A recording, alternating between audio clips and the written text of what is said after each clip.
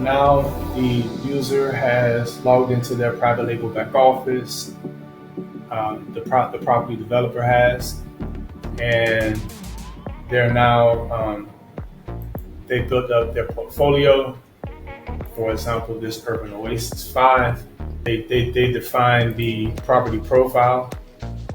How many bedrooms, bathrooms, interior areas. They specify the square footage for those things. They upload images.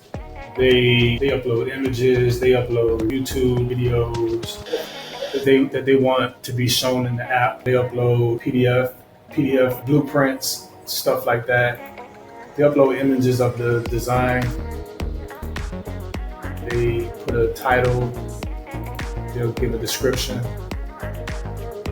And these then will become available on the mobile application, searchable for any customer that has connected with them and has access to see their portfolio and potentially kick off the build process to build a new property. In addition to home design templates, they also have developments. So these are where they build these homes at, and they have multiple lots that you can specify which lot you want to get your home built on. And it has the different information about the lot, like what's the water source, what's the power source, what's the lot size, the lot plan, so on and so forth. So users will be able to choose a development and a lot from inside of the mobile app. When a user inside the mobile app is browsing on the mobile app and they choose the Urban Oasis 5 or Quantum Oasis or the Royal Orchid, what happens is that creates a pre-project in the application for the property developer to let the property developer know that these customers are looking at potentially building out these designs, and they're looking at these developments, and they're looking at these particular lots in those developments, right? So you can just kind of see at a quick glance what's important or what users are looking at. Right now, we can see that some user has made all of the design selections. We'll talk about that here in a second. But first, let's just take a peek at this pre-project phase. So we can see when the user decided to clone or say that they wanted to maybe potentially configure a build out and get a quote and possibly even build out a property. And this will tell us the development, the lot, and a little bit of information about that user. We can suggest products to the user for those designs that need to be selected. We can make those configurations, which we'll do next. And we can also communicate with the customer from here directly. So let's look back to our portfolio. In particular, we have some new interest in Urban Oasis 5. I was looking at that, thinking about getting a new place in West Palm. And I was really liking this design, this two-pool design. So the property developer needs to make requirements for the specific customer who's interested in potentially building out this home. So, for example, in this grand master bathroom, or let's say for example, in the kitchen. So what the property developer wants to do is to make sure that this new potential home build buyer and build owner makes the needed design selections that the property developer needs to know before they can give an accurate quote and before they can actually spin up a new build for a project. So there are many things that need to be known by the property developer. Things, definition from, are we choosing the the $1 screws or the 10-cent screws, right? As an example, those things need to be defined. So, for example, in the kitchen, we may say, let's say that we want to have we want to make the cabinets a required selection. So anyone who wants to build out this property needs to make a selection on the cabinets, for example. And it's not optional. It is a part of the digital identity of the property. Effectively, they are nailed down. It is an owner's choice, and it is something that a decision that needs to be made in phase one, right? So before we can move to phase two, this decision has to be made. Let's save that configuration. Let's do another configuration. In this example, we want to know what kind of vents, for example. What kind of vents do you want in the kitchen? And so we already made that configuration earlier. That leads me to want to discuss briefly the back office of HomeaZZon. And in our back office is where we define things, where we define the structure of the thing that we're talking about, which is a home, right? We get to say a home has these types of these different, area types, right? Interior, exterior, land, for example. And then in any given one of those types, you'll have, like an exterior type, like the west side of it. You have a TV room, that's the inside thing. And in the TV room, that may fit under these specific divisions. And let's use maybe the master bedroom, or let's go to the kitchen since that's where we were just at. So let's look in the kitchen and see, like, okay, these are some of the divisions. Here are the line items that, for example, that we say are in the kitchen, right? So these are the things that a property developer would be interested in, the management and building of a new home, right? These are points of interest where owners would have to make decisions for the property developer so that they could, again, move forward in the build process. So, this is something that here at HomeaZZon, our subject matter experts manage this, and we work also closely with property developers to, if they request, hey, we need to have these additional line items, or we need to make these line items required for this particular area, then that's what we're definitely growing like that by working with our partners. So just wanted to show that back office, and this is the driver for all of this, right? And it's a separate SaaS product that it's our internal SaaS product that has a connection with this property developer. So this user, however, has their own property. For example, I have a property in Elm Street. I have another property. This property is in Georgia. For example, let's say this property is in Florida. Let's say this property is in California. So these are my personal properties. And, so I have my own personal property management that the app has.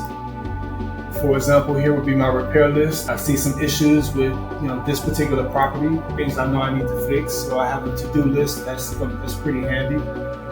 And there's some other things that we'll see momentarily.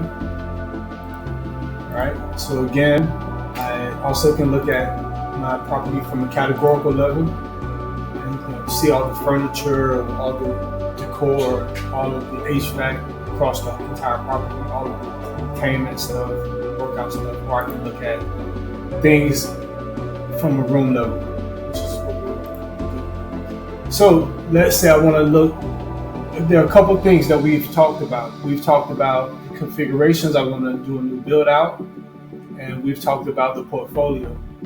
So let's do a couple things. Let's first look through the portfolio, and I want to mention that these properties that say PL means that they are private label property designs.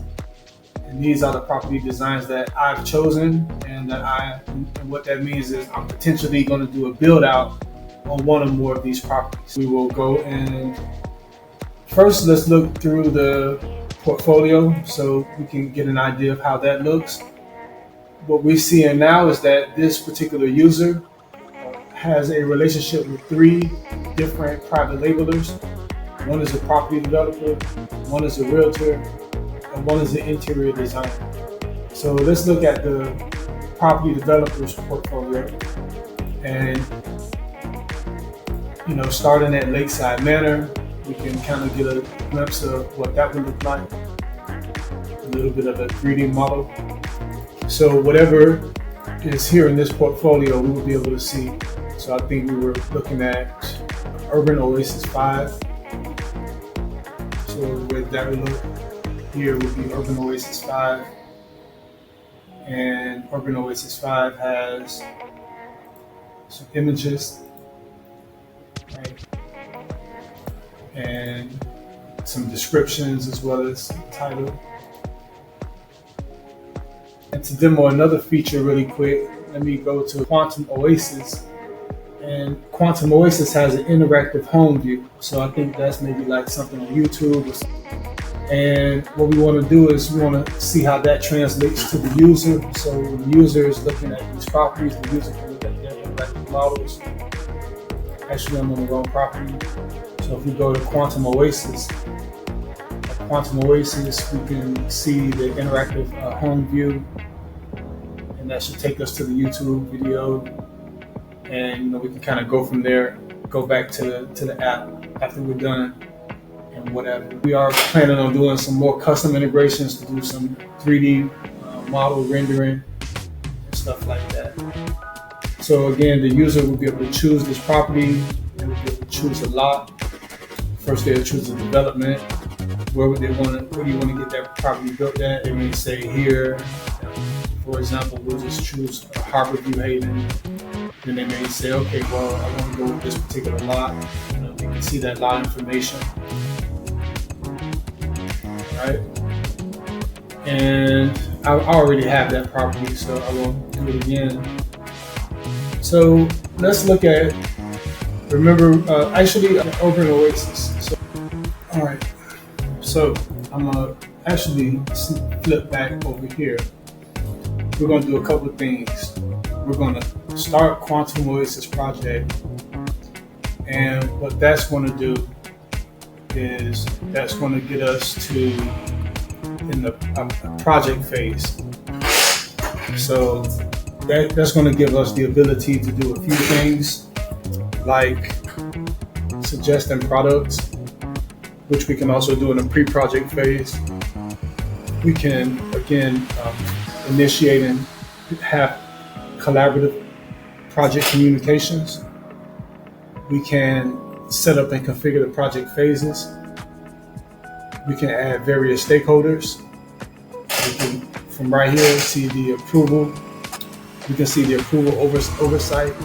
We can click in to take a look at the project documents. We can actually start the project, which means put it in phase 2. But we can only start the project when all of the approvers have approved. We'll talk about that in a minute. But let's first go back to our pre-projects. And since the user has made all 3 of these selections, we'll go ahead and start this project. This is just a little note that lets us know what we'll be able to do. We'll be able to define project milestones, add tradesmen to the project, add an insurance company, add a bank, just add various stakeholders of those 12 stakeholders, and of course be able to start creating the digital diary of the household, the digital documentation that'll live with that household for the eternity of that household. And we'll know about every decision that we made, every left turn, every right turn, which will just help resolve any issues for the entire life cycle of the property. All right, so we'll go ahead and activate the project. Now we have 2 projects, And we see this one has 100% design selections.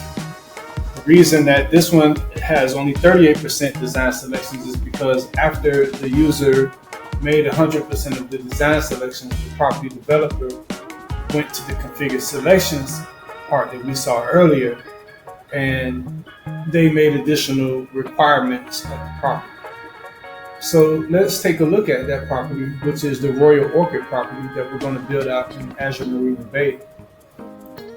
So the customer has really expressed interest in this property. There's been some communication with the customer about this property. And now let's just take a look at this from the customer perspective and see if we can go ahead and update those other selections, right? So if we look in the master bedroom, we go to choices. These are the choices that have been agreed upon by the property developer and the owner. And this is after a owner makes a selection, for example, in the master bedroom. This particular owner has said that maybe they want to go with this door, or maybe they were going to go with this door, or maybe they wanted to go with this door, right? This one is, one that they found on Amazon. Of course, we're fully integrated with all of the major platforms, right? So HVAC controls, that's one of the ideas that we need to make. So if we go and search for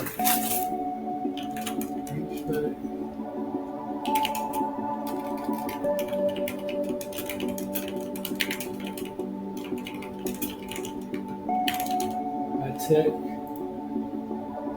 we'll search on Google. The HomeaZZon marketplace search integration, that'll be integrated by next week. So for example, this product has 20 reviews. I'll save this as a suggestion. And yeah, go ahead and let the property developer know this is one of the suggestions that I'm making. And effectively, back over here, if we were to refresh this, we should be able to see that the user has made another selection and now it's showing 46% complete. Let's talk about a little bit more about phase one and some of the things that the property developer will do in phase one. So let's look at how we will go about adding stakeholders. So here we see we have 2 pending invitations. We can see the various stakeholders that have been added to the project and when they were added to the project. We can see the appraiser, landscaper, interior designer. We see when they were added. This isn't a real life example. This is just something that I'm doing for just dummy data, but just still trying to express the idea of being able to add multiple stakeholders to the project. And here we have 2 other waiting vendors. So we may want to have exclusive relationship with vendor A and vendor B. And what this also fosters is we'll have the capability to say alert all the vendors in the area of where we're going to potentially do this build out. Here's this build out information. I'll show you that in a minute, how that looks. And these vendors can compete. There can be there'll be a setting to say if this vendor were to suggest some of the required configurations that that price can be visible. If this vendor's connected to the project, that they will be able to see that this guy said that he can provide the product at $10,000 and maybe this guy can get it at $9,500. So or we could just have an exclusive with this vendor, or we could have blind bidding where bidding isn't shared, right? Where both of these guys can just submit their bid to the project, right? And again, all of that's done right here inside of the app. All right, cool. So we could, resend the invitation if we need to. So we'll go ahead and resend the invitation to this guy, to this project. We'll take a look at what the invitation email looks like once we, once we get that. Meanwhile, over